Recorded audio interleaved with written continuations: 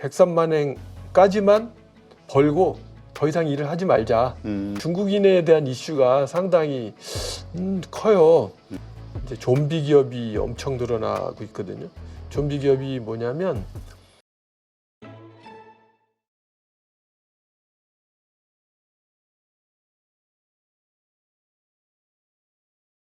네, 오늘 모신 분은 이코퍼레이션 .jp 염종순 대표님이십니다. 안녕하세요. 자, 오랜만에 또 뵙는데요. 예, 오랜만에 뵙습니다. 네, 지금 일본에서 그 재무성에 예. 대한 시위, 예. 데모대가 지금 막 증가하고 있다. 그래서 예, 좀 예. 깜짝 놀랐어요. 원래 일본인들이 그 자기 표현을 잘 안 하는 사람들이잖아요. 네. 지금 어떤 상황인지 좀 설명해 주시죠. 일단 일본 사람들은 그 모여서 데모하고 그러는 것을 잘 안 하거든요. 잘 안 하는데 요 근래에 그 트위터, 옛날 트위터 X 그거를 활용해서 선거 운동을 하는 젊은 정치인들이 몇 명 정도 나타나서 그 사람들이 상당히 두각을 보였어요. 네. 그러면서 SNS를 활용한 어떤 뭐 집회, 그러니까 모이자 뭐 이런 서로 간에 그 전파하고 그런 것들이 예전보다는 많이 좀 능숙해졌다라는 생각은 드는데 그 이벤트가 이번에 그 일본의 국민민주당이라고 있어요. 네. 일본의 민주당이 입헌민주당하고 국민민주당하고 원래 하나였는데 이제 반으로 갈라져 가지고 근데 그 국민민주당이라는 곳에서 그 뭡니까 103만행의 벽이라는 게 일본에 있는데 103만행의 벽이라는 게 뭐냐면 103만행이면 한국 돈으로 대충 한 1,000만 원 정도 되나요? 10배, 9.8배 정도 되죠 지금. 그러니까 한 연간 소득이 1,000만 원 미만이면 그 공제, 기초 공제하고 급여 뭐 소득 공제 이런 걸 받아서 세금을 하나도 안 내도 되는 그게 그 선이에요. 그래서 그거를 이제 103만행을 정해서 쭉 왔었거든요. 근데 그 국민민주당이라는 곳에서 그거를 뭐 160만행으로 올려야 되느니 200만행으로 올려야 되느니 그러니까 서민들이 뭐 연간 1,000만 원이면 엄청 적잖아요. 그러니까 결국 서민들이 그 돈을 더 벌고 싶어도 네. 103만행이 넘어가면 과세 대상이 돼서 뭐 소득세도 내야 되고 그러니까 결국 103만행까지만 벌고 더 이상 일을 하지 말자라는 게 일본 사람들 일반적인 얘기를 많이 주고받거든요. 네. 그러니까 이제 뭐 슈퍼마켓에서 아르바이트 하시는 분들이나 어쨌든 그 정도까지만 벌자라는 게 상당히 많아서 그게 전국적으로는 일본 경제에 좋지 않다. 그래서 그 국민민주당의 다마키 대표가 그걸 이제 올리자라는 제안을 한 거예요. 그래서 그런지 모르겠는데 그 정당이 인기도가 상당히 높아요. 지금 많이 높아졌어요. 그래서 이번 국회 때 아시다시피 이시바 총리 자민당이 소수 여당이 됐잖아요. 네. 누군가의 도움을 받아야 되는데 국민민주당이 이제 가장 쉽게 접근을 해서 그 건을 받아주면 올해 예산 통과하는데 협조하겠다 뭐 이렇게 돼가지고 막 진행을 하다가 결국은 160만행은 너무 세다. 그래서 뭐 123만행으로 타협을 본 거죠. 이제 그런 일련의 이야기들이 계속 보도되면서 이거를 못 올리는 이유가 뭐냐? 재무성에서 반대를 한다. 재무성에서 반대를 하는 이유는 뭐냐?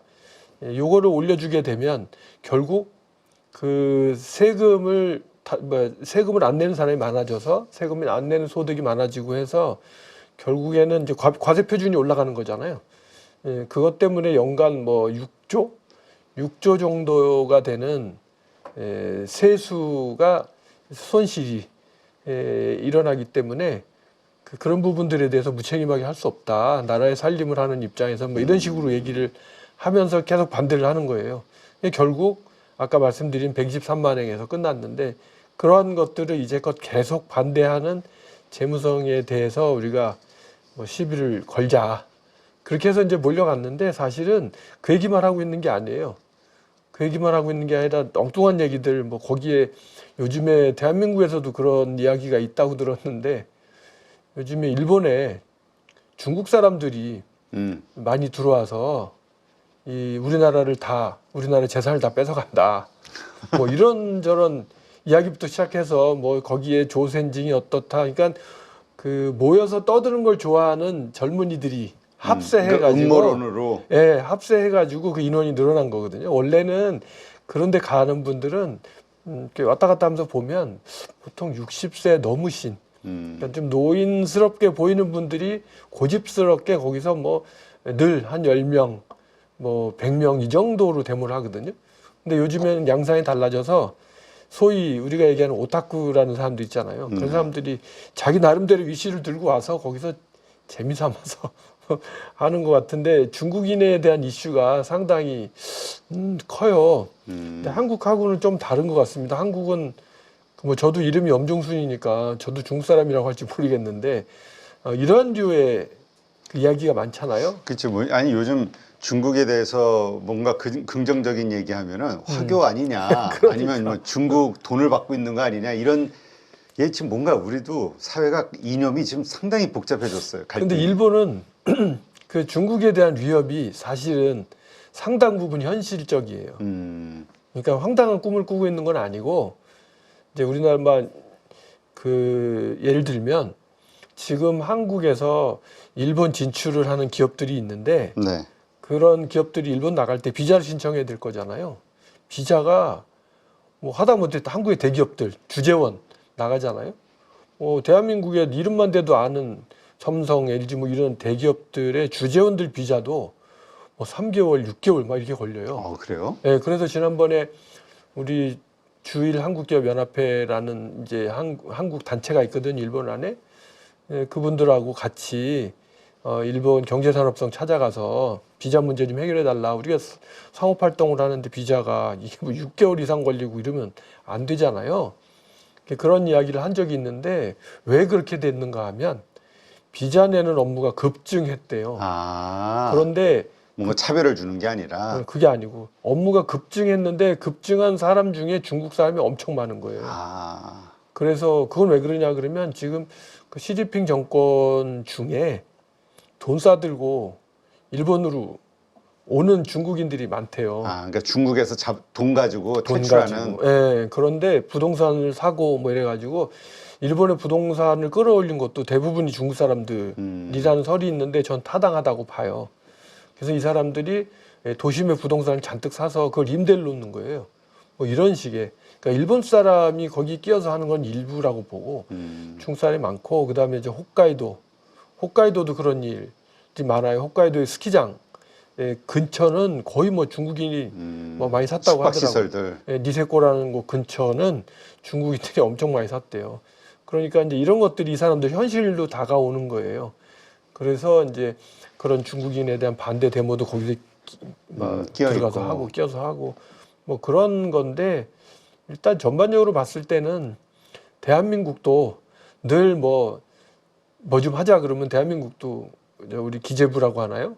기재부가 반대하잖아요. 그러니까 뭐 그게 어디서부터 어디까지가 진실인지는 모르겠지만 어쨌든 기재부라는 곳이 나라 살림하는 곳이니까 당연하게 그 허리를 조르자라는 이야기는 일리가 있을 것이고 근데 그게 이제 좀 과도하다라는 생각은 드는데 일본이 객관적으로 보이는 그 상황을 보면 뭐 그것도 일리는 있다라는 생각이 들어요. 그 일본의 재무성이 근데 그렇게 하는 게. 그 지금 시위대가 요구하는 것 중에 하나가 그러니까 결국 이제 이런 그 세금, 그러니까 세원 여러 가지 걱정 때문에 그런 건데 나라 살림한다고. 그쵸. 근데 이제까지 아베노믹스에 익숙해져 있어가지고 그게 뭔 소리야? 무조건 돈 풀어가지고 유동성 공급해가지고 뭔가 좋아지게 해야 되는 거 아니냐라는. 그러니까 너무 이 뭐라 그럴까요? 이 감세 정책, 그다음에 유동성 공급 이거에 확장 정책, 재정 확장 이쪽에 너무 익숙해져 있는 거 아니냐라는 시각도 있는 것 같아요. 근데 그 아베노믹스 때문에 결국 이제 일본의 서민들이 도움이 됐느냐 그러면 아니거든요. 아베노믹스 때문에 도움이 된 것은 돈 많은 사람들, 수출 대기업한테만 도움이 된 거고 결국 아시다시피 아베노믹스가 시작하기 전에 주식이 그 만행 때에 어떤 것이 지금 얼마 전에 4만행을 돌파했잖아요. 그러니까 어마어마하게 주식시장을 상승한 거고 그런 것들이 유동성 확대라든지 이런 것 때문에 생긴 거잖아요. 근데 반면 아베노믹스가 초래한 것 중에 하나가 엔화 가치 절하잖아요. 아베노믹스가 시작할 때 엔화가 1달러에 100엔이었는데 지금 1달러에 150엔 전후지 않습니까? 그러면 가치가 50% 내려간 거잖아요. 이제 수출할 때는 똑같이 10,000불 받았던 거를 10,000불 받더라도 1.5배가 돼서 돌아오는 거 아니겠습니까? 환전을 하면. 그러니까 결산에는 어마어마한 이익이 50% 이상의 이익이 돼버리는 건데 사실은 일본이 식량 수입, 식량 작업률도 한 30% 정도밖에 안 되고 그 일본 지금 쌀 없어서 난리인데 그 식량 작업률도 낮고 그 다음에 외국에서 생활재는 소비재는 다 수입하는 거잖아요. 연료도 수입해야 되고 뭐 하다못해 옷도 수입하고 일본의 메이드 인 차이나라든지 뭐 넘쳐나잖아요. 그렇죠. 네, 그러다 보니 다 수입 물가니까 올라가잖아요. 이제 물가 상승률이 엄청나. 일본 사람들이 보기에는 매년 디플레이션 하다가 이제 이게 뭐 3% 정도 올랐다, 5% 정도 올랐다고 하면 이건 완전히 상상을 초월하는 거거든요. 그렇죠. 예를 들어서 0%였던 게 5%가 됐다 그러면 이건 500% 인상인 거가 되는 거잖아요. 숫자적으로. 그러니까 피부에 와닿는 게 엄청나죠. 그래서 실제 피부로 와닿는다는 것은 슈퍼마켓에 가서 하다못해 뭐 오니기리, 김밥, 주먹밥을 하나 사 먹어도 그렇고 뭘 해도 그렇고 다 오른 것처럼 느껴지니까 사실 힘든 거죠. 그 사이에 그 와중에 또 이제 그래서 그 103만행 룰을 뭐 국민민주당에서 모처럼 얘기해갖고 160만행까지 올려준다는데 왜 니들이 반대하냐 뭐 이런 것이고 그 다음에 아베가 출범하기 직전에는 소비세도 뭐 3% 정도였던 게 지금 그것도 10%까지 올라간 거잖아요. 그래서 세금은 많이 걷고 해주는 건 별로 없고 인플레는 되고 급여는 많이 안 오르고 뭐 그렇죠. 요즘에 일본에 이제 기업들이 이제 수입도 많이 나고 그러니까 대기업들이 네. 그 급여를 많이 올려줘요. 많이 올린다고 하면 이제 뭐 10%, 5%에서 10% 사일 텐데 파격적인 거죠. 예전에는 마이너스 뭐 급여가 깎이는 상황에서 지금 이제 올라가는 상황이 되니까 그런데 그건 대기업 얘기고 중소기업은 여전히 어렵거든요. 그렇죠. 그러다 보니까 중소기업 경영하시는 분들 중에 이제 좀비 기업이 엄청 늘어나고 있거든요. 좀비 기업이 뭐냐면 뭐 아시겠지만 코로나 때 대한민국 정부와 달리 일본 정부는 그 중소기업한테도 엄청나게 퍼줬어요, 돈을. 대한민국은 뭐 얼마? 100만 원씩 뭐 전 가지고 주는 거 그런 거 있었잖아요. 근데 그거를 넘어서서 일본의 경우에는 중소기업에 무담보로 진짜 그 기업의 매출에 비례해서 상당한 금액의 대출 같은 걸 해줬거든요. 네. 그러니까 뭐 예를 들어서 매출이 한 2, 30억 정도 되는 회사에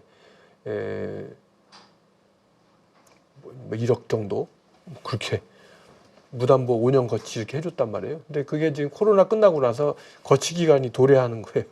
갚아야 되잖아요. 그렇죠. 근데 이제 것은 거치 기간이니까 이자도 안 됐고 원금도 안 냈는데 지금은 이제 이자도 내야 되고 원금도 내야 되니까 안 되잖아요.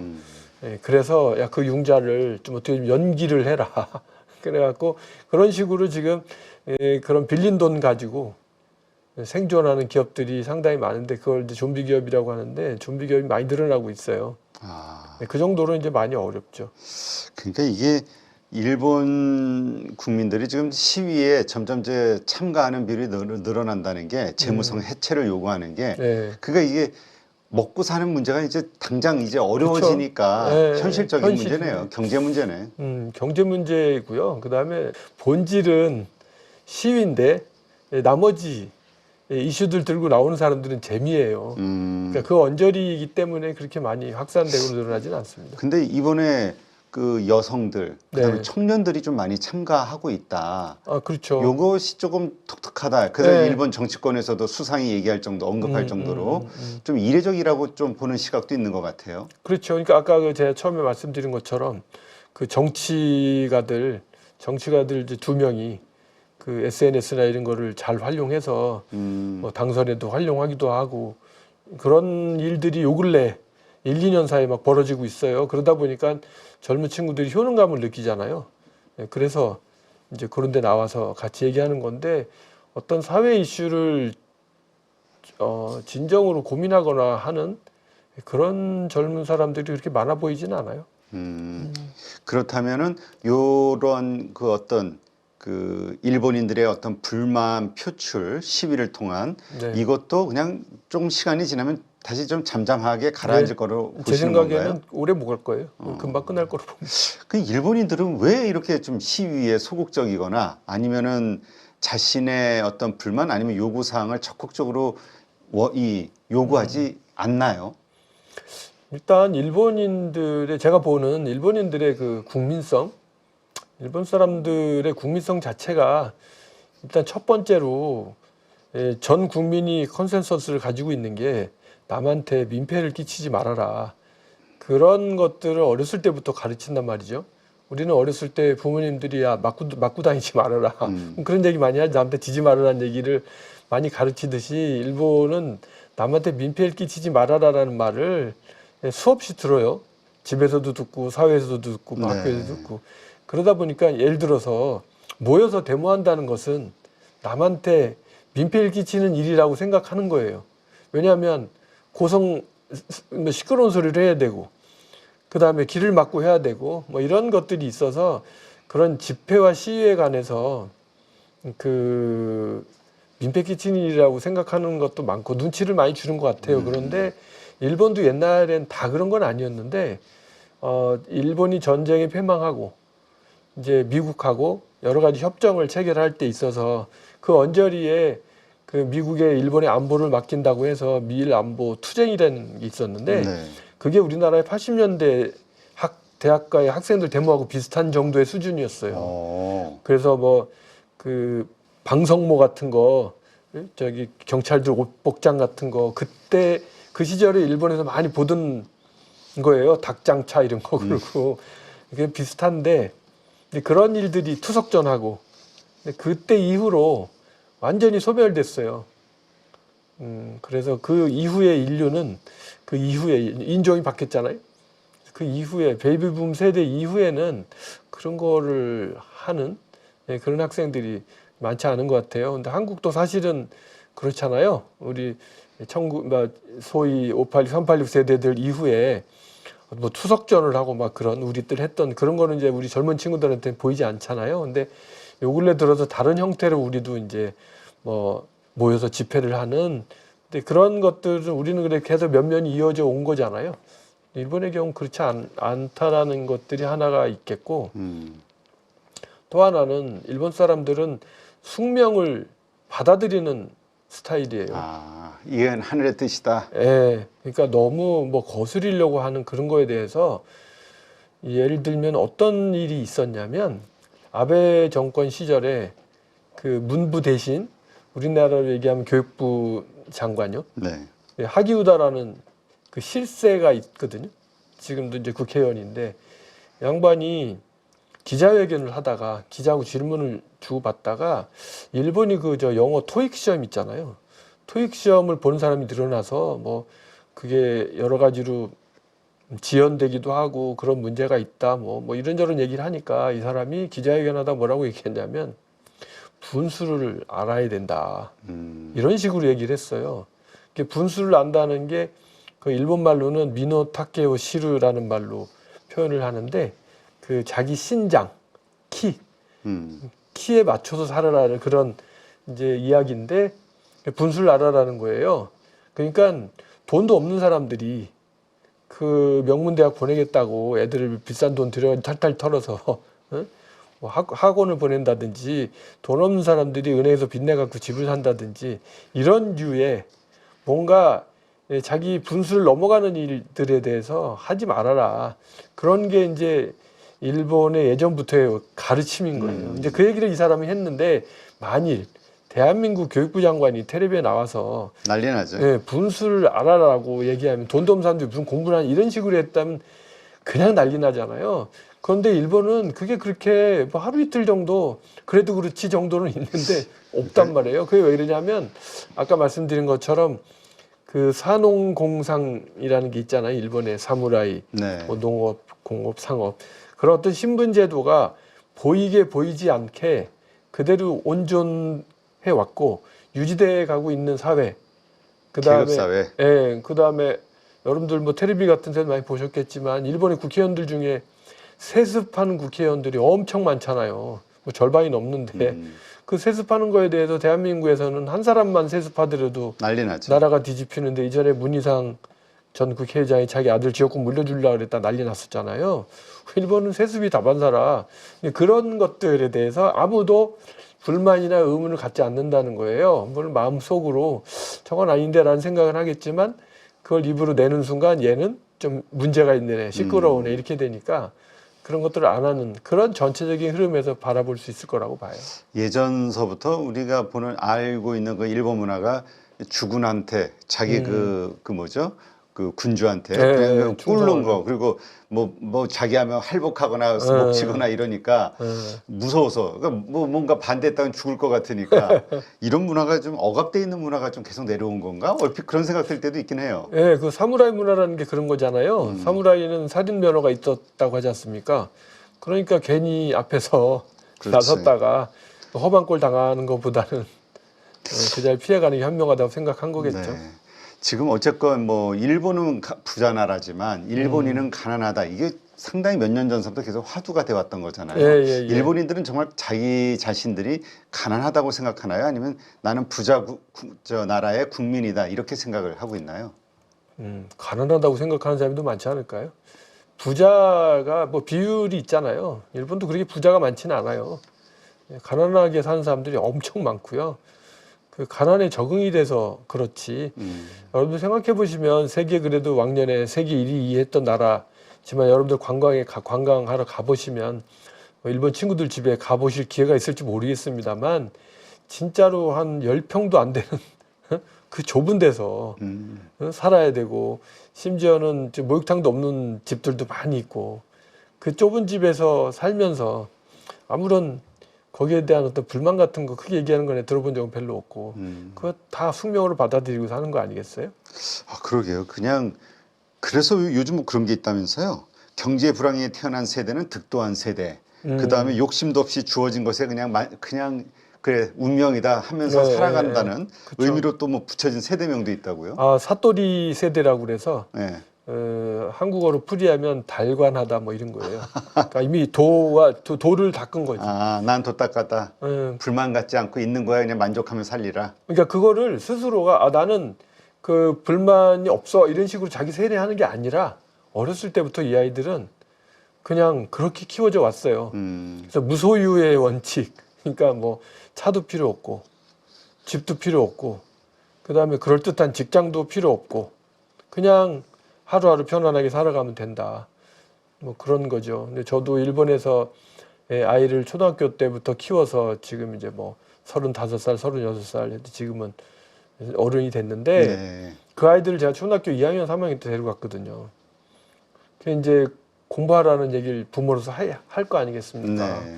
할 때 뭐라고 아이들한테 얘기를 했었냐면 일반적인 이야기인데 야, 너 공부 열심히 안 하면 그다음에 좋은 직장 못 가고 좋은 대학 못 가고 좋은 직장 못 가면 너 사고 싶은 돈 못 사고 하고 싶은 것도 못 하고 이제 아이한테 해주고 싶은 것도 못 하고 뭐 이런 얘기를 막 했었거든요. 그랬더니 저희 아이가 그때 당시 하는 이야기가 아니 잘 못 살면 어때요? 아, 꼭 잘 살아야 되나요? 네, 예를 들어서 가서 고기 먹을 거 그냥 저 편의점 가서 햄버거 하나 이제 도시락 싼 거 하나 먹으면 되고 그다음에 비싼 옷 브랜드 비싼 옷 안 입어도 그냥 남대문시장 같은 데 가서 허름한 옷 사 입으면 되고 그게 뭐가 중요하니 뭐 이런 식의 얘기를 하니까 일단은 저도 어안이 벙벙했죠. 근데 이제 아이들이 그렇게 생각하는 아이들이 상당히 많아요. 그렇군요. 그러니까 일본 자체가 그냥 그 가난해지는 거에 대해서 막 불만을 갖고 왜 이래 하고 이걸 그 뭐라 그럴까 불만을 표출하기보다는 그냥 그래 이렇게 네. 살면 어때? 그래서 그게 이제 이렇게 얘기하면 일본이 비관적으로도 보이지 않습니까? 그러게 그럼 이런 나라가 과연 비전이 있을까 싶은 생각이 들어요. 그렇게 보이기도 하잖아요. 네. 근데 저도 그렇게 생각했거든요. 근데 요즘에 이렇게 쳐다보면 저것도 하나의 살아가는 방식이 아닐까 진지하게 생각하게 돼요. 아, 힘든 세상에서 뭐냐면 우리가 살아가는 데 있어서 행복이란 무엇인가? 그 이어령 교수님 얘기하신 것 중에 축소지향의 일본인 그다음에 하향지향의 일본인, 상향지향의 일본인 이런 얘기 있잖아요. 근데 진짜 한국 사람은 상향지향이에요. 그래서 늘 자기하고 남하고 비교하지 않습니까? 그렇죠. 내가 오늘 뭐를 먹었느냐라는 생각하기보다 그래서 거기에 맛이 있었는지 거기에 만족하거나 내가 무슨 옷을 입었냐에 대해서 나 스스로가 만족하는 게 중요한 게 아니고 저 사람은 뭐 먹었나, 저 사람은 뭘 입었나, 저 사람 나를 어떻게 볼까 이렇게 생각하고 살지 않습니까? 그러니까 상승지향이라는 거는 발전할 수 있다는 가능성은 높아요. 네, 그런 의미에서는 꼭 필요한 거라고 긍정적으로 생각은 하지만 그 끝없는 상승지향은 사실은 문제를 일으키지 않습니까? 네. 그 나만 공부 열심히 하고 출세하면 되는데 남들도 같이 공부하니까 경쟁이 심해지고 좌절하는 사람 나오는 건데 거꾸로 일본처럼 나도 그런 식으로 격하게 안 하고 남들도 격하게 안 하면 서로 편안하게 할 수 있을 거 아니겠어요? 네. 한국의 학부모들하고 얘기를 하다 보면 아이들 교육 때문에 아주 힘들다고 해요. 돈도 많이 들고. 그렇죠. 그래서 아니 아이들을 왜 그렇게 공부하라고 달달 볶는가. 학원비도 어마어마할 텐데 차라리 그 돈 저금해서 아이 이 다음에 독립할 때 쓰라고 주는 게 좋지 않겠는가라고 얘기를 하면서 이제 서로가 이런 얘기 하잖아요. 그럼 다 공감해요.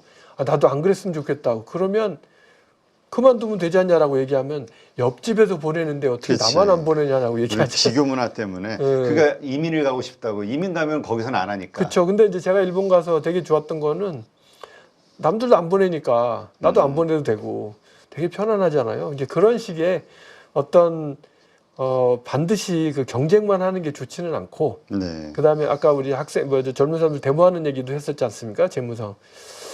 이게 한때는 저도 한국에서 이렇게 막 그 격렬하게 데모하는 거 이런 것이 뭐 정인을 바로잡아야 되고 이게 당연히 좋다고 생각하고 해야 된다고 지금도 생각은 해요. 근데 여기 와서 한국에 올 때마다 막 데모하고 이런 걸 보면 사실 또 스트레스도 받잖아요. 근데 일본에 가면 아주 평안한 겁니다. 그런 거 없으니까. 그러니까 어쨌든 겉으로 뭔가 시끄러운 사건들은 안 생기니까.